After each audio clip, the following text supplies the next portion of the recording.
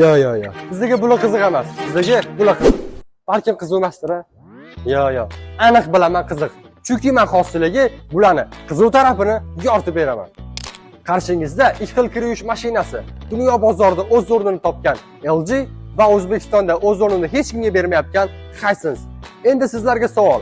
6 million 800 ming so'mga LG xarid qilgan bo'larmidingiz yoki 4 million 913 ming so'mga Hisense? Ikkalasi ham 8 kilogrammli. Bu juda ham qiziq. O'rtadagi farq sezilarli darajada. Bundan ko'ra keling, birlikchini ko'rib chiqamiz. Qarshingizda LG brendiga tegishli 8 kilogrammli inverter motorli kir yuvish mashinasi. Motoriga 10 yil garantiyasi bor, o'ziga ham servis xizmatlari ham mavjud. Didi motor hisoblanadi va shuning hisobiga baraban primo ishlaydi. Barabanning 6 xil funksiyada aylanish xususiyati ham bor va qo'shimcha funksiyalardan para bilan yuvish funksiyasi ham mavjud.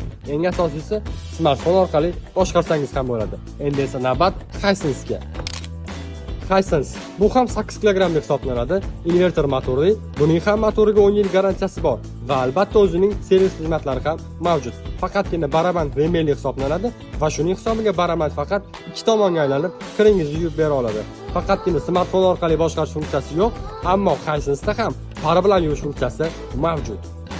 Ko'rib turganingizdek, bular bilan tanishib chiqdik. Endi eng qizig'i, siz xuddi shu narxga qaysi birini xarid qilgan bo'lardingiz? Javobingizni albatta kommentariyada yozib qoldiring.